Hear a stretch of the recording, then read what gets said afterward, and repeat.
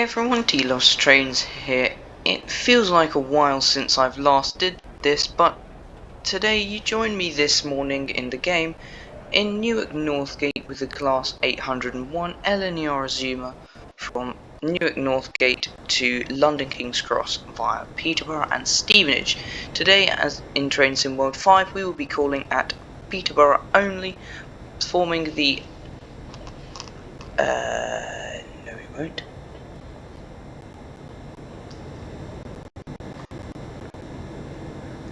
Forming the 7:58 service from Newark Northgate to London King's Cross, calling at Newark Northgate, Peterborough, Stevenage and London King's Cross. We have a 5-coach LNER Zoomer service, and it's pretty much going to be a simple and chill journey heading down south, really. I assume that this service has come from Lincoln, seeing as this is what the Platform 3 is used for at Newark Northgate, a journey that I have done, which was very enjoyable, on the way back anyway. But I have already been through the cab setup procedure for no particular reason, and now I'm just floating around in here waiting for my go ahead up in this corner. Wait until 7:58 is our instruction. I'm just going to make a quick contact with the signaller. Yeah, no, we're not going anywhere. Okay, so we'll be waiting here for a minute or two. View screen. And we can have a poke around in the cab, it seems. No, okay, it doesn't do anything. That's a shame. Well, oh, no. Back. Right. I'm going to try and make this as a sensible journey as possible. Pantograph up, I assume. And I might even take a wee picture.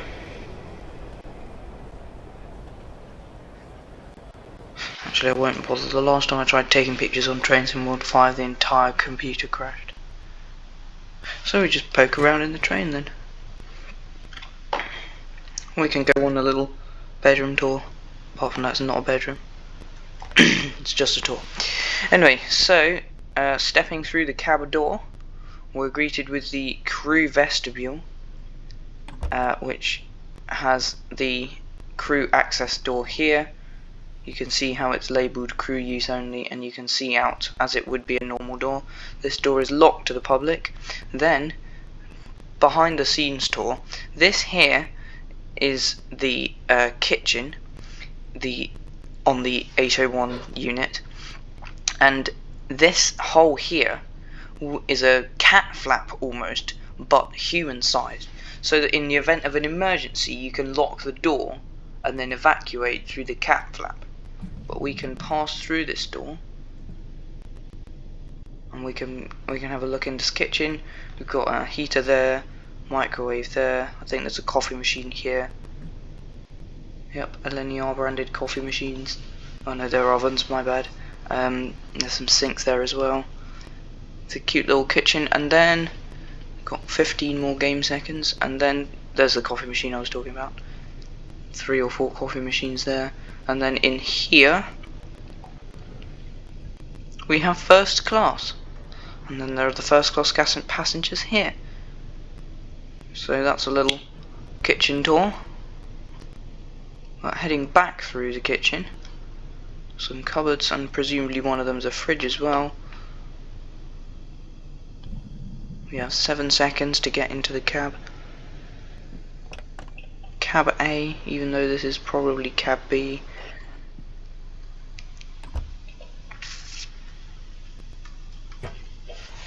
We can sit in the driver's seat, and now we're ready to leave.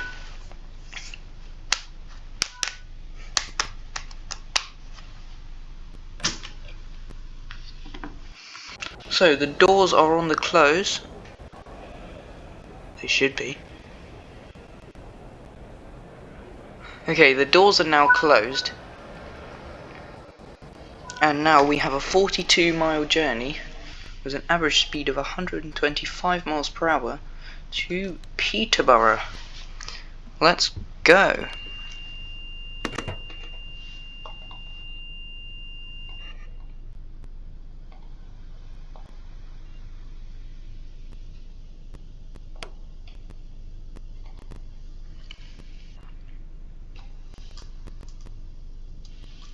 we're off.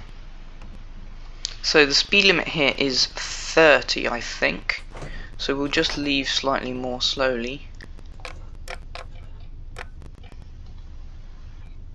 Oh dear, it's a bit glitchy. Right, there we go. So we've got a green signal and a green signal after that. Volume gone, there we go. Right, so now I can hear it as well. Right, we can head out then. See if we can take it off notch 1. Here we go. Right, so we have 30... No, we don't. We've got 28 minutes to get to Peterborough. I'm surprised this service isn't calling it Grantham. Or is Grantham after? Somebody put down in the comments if Grantham is after Newark Northgate. With this Train Sim World 5 new map, you can see how far... I'm pointing at the screen, that's not going to help. You can see how fast you're going in this little box here. And you can see that we're forming the 1 Bravo 81 Newark Northgate to London King's Cross, currently moving at 20 miles per hour. Back. There we go, right. Off into the sunrise, and then after that we will cross the speed barrier, which would be about where we are now. I think the sign is just by here. And if it's not, it's very, very near here. Where the speed jumps up to 125 miles per hour. Which is right the way around here on the dial. And then we can open the throttle all the way and whack this baby up to full speed, as they say. See if we can have a read of the display boards. Oh, we can't really read the display boards from here. Ah, there we go. It says London King's Cross and the next stop is Peterborough. Go. Right, so the limit has gone up to 125, which means it's now a speed target, not speed limit. Small joke there. And then we'll be heading off on our journey.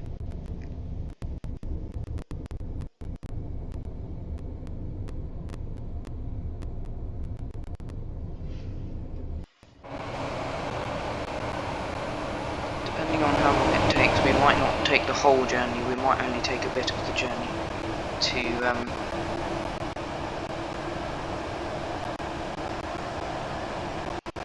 Peterborough. Sorry, glitched out there. 51 miles an hour we're now doing. So we'll be heading all the way down this highlighted line, past whatever that is, unnamed area, and then heading off into the heart of Peterborough. And this is a 41-mile journey, and we have 26 minutes to do it, basically. 27 minutes.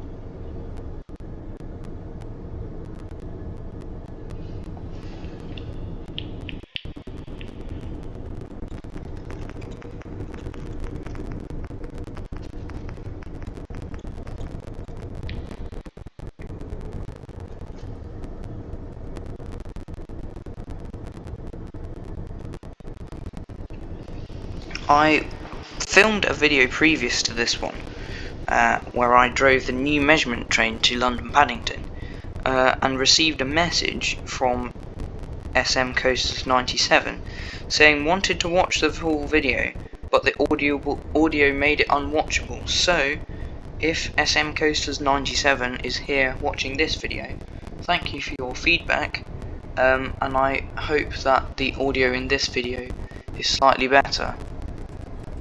I'm not entirely sure because unfortunately the way that I film these is questionable, but I hope that the audio is better, and I'm sorry that it was so bad for that one.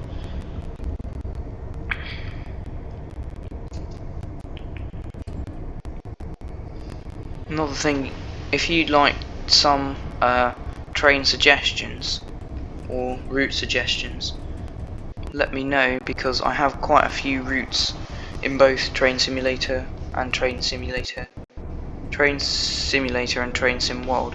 So if you'd like a route suggestion, then I will happily take it into consideration. Or a train suggestion as well. I'll happily drive a train and pick a route, or if you want a train and a route, I can do that as well.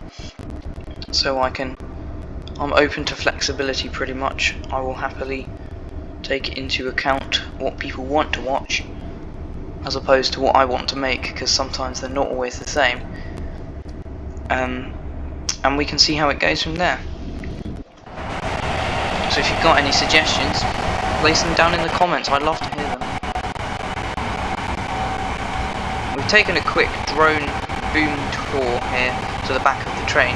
As you can see, it is a 5-car service formed of 2 leading power cars with 3 intermediate non-driving coaches. And you can see the pantograph is up on this end coach, which is a nice little feature. Every so often it sparks as well, which is quite nice. There's a big glitch now.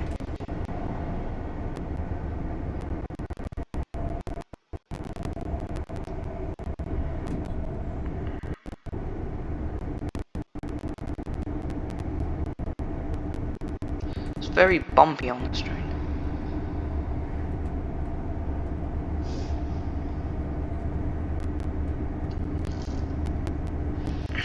Have a look at the cab features. So over on this side we've got the headlights selector. We have full lights, tail lights off, tail lights, marker lights off, full and dimmed. I usually have them on full. Then there's hazard light settings. I don't know what HAVAC stands for. I think it's heating, ventilation. There it is. Heating, ventilation, and air conditioning.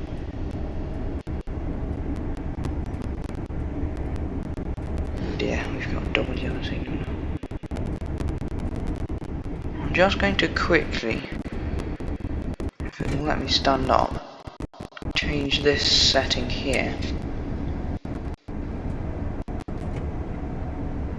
so that it'll alert me for the, there we go. There we go. I'm surprised I didn't think about that, but now we'll have the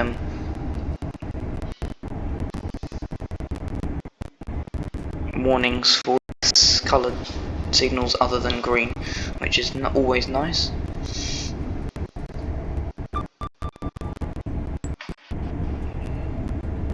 I'm surprised this train is so wobbly. It goes up and down an awful lot. I think it might be moving left and right a bit as well.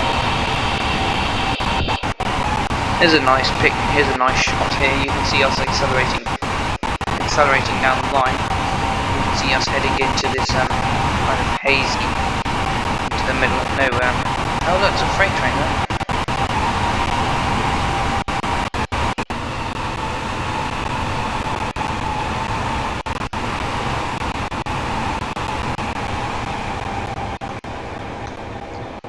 I think you're actually able to drive this service as part of the timetable, and it's very, very nice to drive. I think I've started driving it. I believe that this is 1A26 from Acton to Tinsley, but I could be completely wrong.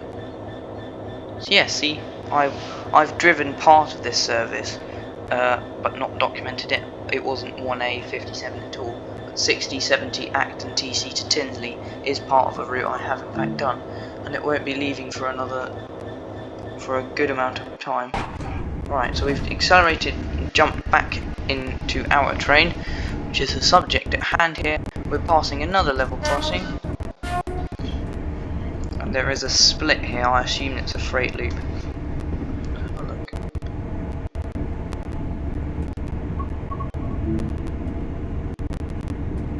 I don't know what piece of track that is. It looks to be like a little stable for holding onto trains when they are being held in places.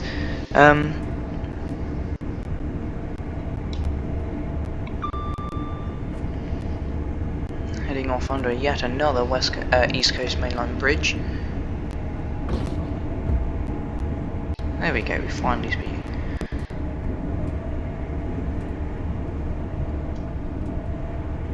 Massive glitch again.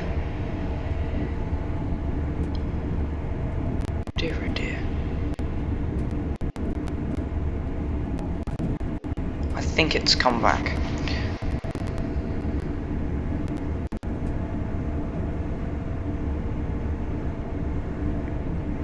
Dear me, there he goes again.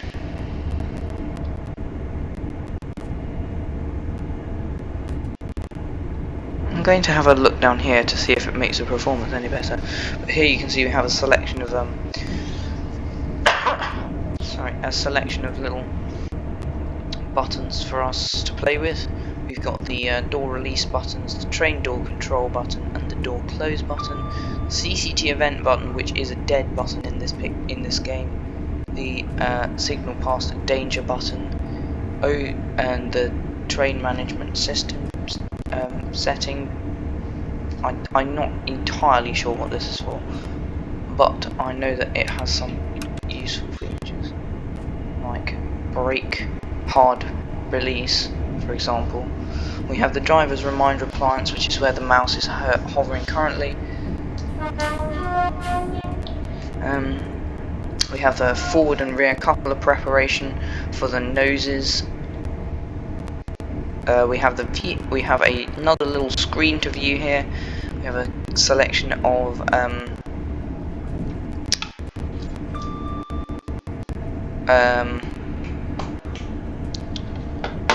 it does tell us some useful information here.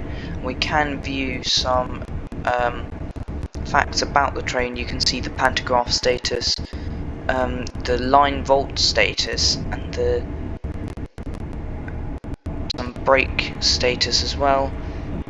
You've got some circuit breakers, you've got engine status. That button doesn't work. There's a whole selection of things. Which one is home? Home, there we go. Now we go back to viewing the time, the speed, the head code, the destination, London King's Cross. Crew home, I'm not sure what that means. If somebody knows, could they pop it down? We know the line voltage, the next station stop, number of cars, temperature. It's a very, very useful display. Let's view off the display now, and heading back over here, we have the second man's chair, and the most interesting set of buttons. We have the GSMR radio, the driver safety device override, the train fault acknowledgement, the horn, the pantograph down and pantograph up selector, and then the electric power selector, the windscreen wash button, which is a dead button, the wiper position parking button, the demister, another dead button, the wiper speed selector, then the engine start, engine stop, and diesel power mode selector buttons on the other side there. There is a 3-pin plug socket with switch there if the driver wants to charge his phone on the trip, and another one there as well. It's a plug socket heavy room. We've got some very nice views out the main window, plus some nice field views on the other side. You can also see here we have a selection of numbers, the top number being the unit number. We are in 801102, as this is a -1 unit, and I think, therefore I may be wrong, that 825102 means that this is the 102nd. Oh wait, no, what? I've got no idea. I have no clue, and I'm not going to make that up either. Oh, okay, we've spawned inside the train. There, inside the train, you can see one of the doors. There's a disabled toilet, universally accessible toilet there. You can see the semi-permanent coupling here, and a collection of other things underneath the train. You can see the bogie there, and the under-train cabinets. taking a look on the top of this vehicle. Speed limit's going down, you can see the pantograph housing and the pantograph's little, the pantographs. I don't actually know what these are. They look like little squidgy springs, but I know that's not what they are, but they have something to do with the electrical workings of the train, and there's one of these on both ends of the train. As you can see, the one at this end is in use, with the pantograph in the raised position, collecting power from the 25 kilovolt overhead lines, which we have on the East Coast main line. Jumping back inside the cab, we have a collection of lights in the ceiling, which we can turn on by pressing L, which makes the main ceiling light come on. We have the direction to the fire exits with the front left and right cab doors. We have the exit cab door at the back, and a collection of cabinets with in Train Sim World 5 no function. We're now heading down towards Peterborough, and we will shortly be passing. The next major thing to pass will be whatever that is, the Peascliff Tunnel. So there's a tunnel coming up, and then we will be joining here at Grantham. It looks like Grantham, even though it isn't. There we go, there's Grantham. I do not believe we're calling at Grantham, I believe we're heading straight through. We will be 1A09. What service are we running? I feel like we're 1B something. We are 1D02, so we're not calling at Grantham, and our next stop is is Peterborough, so we will just be rattling through Grantham at an astounding 100 and near enough to 115 miles per hour. And approaching here now, we are heading towards the Peascliff Tunnel, so it will be dark in there, so I might show you the headlight selector that we have aboard this service. So I'll set them to off to show the difference. So we're going to enter the tunnel with no lights on at all. I've turned the cab light off as well, so that you can see the difference. Okay, so we've entered the tunnel now, and this is the dim selector. So you can see that where the things are on the top of the roof, and then on the top here we can go to the full setting, and oh, that did nothing. That's a shame. Oh well. The cab light works. It seems that the front headlights don't work.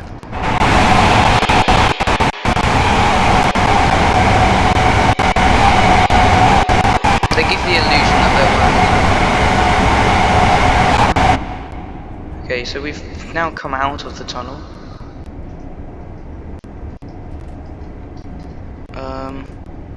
Having a look at the signal diagram, it almost looks like the game is forcing us to stop at Grantham, even though we shouldn't.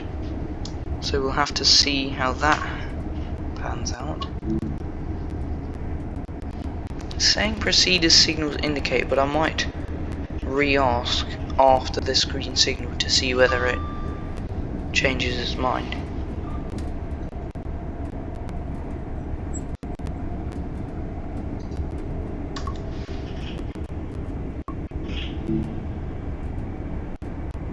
Oh no, they've all gone green. Okay.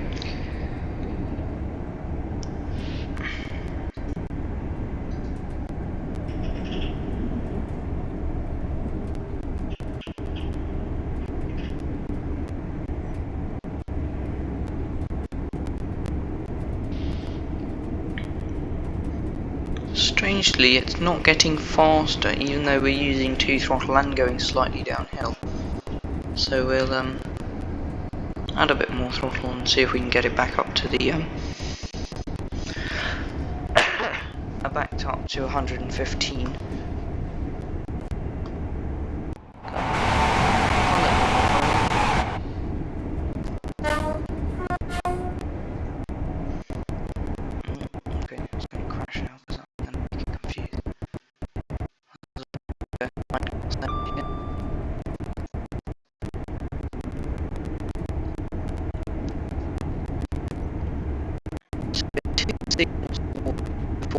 Grantham.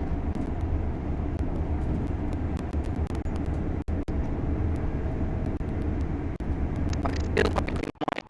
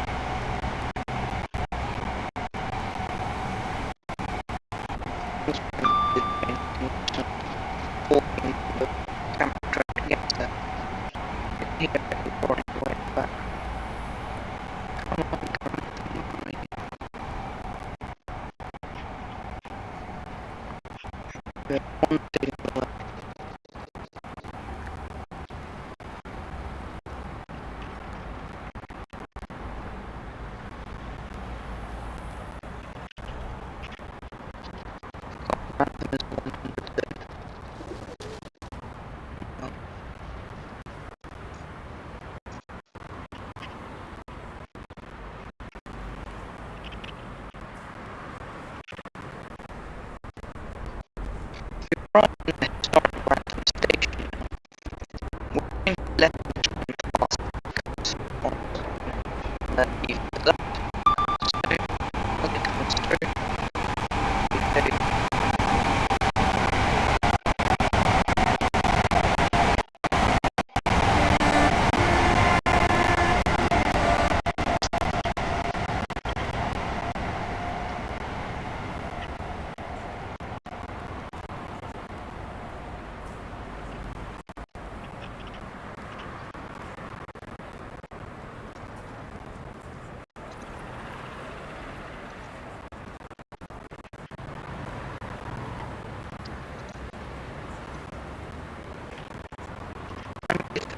I'm going to leave it there.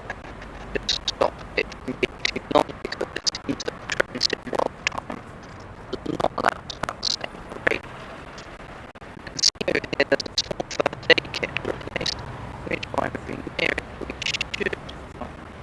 Okay, just copy. Now, Grantham, I think I'll leave it. Thanks for watching the video, and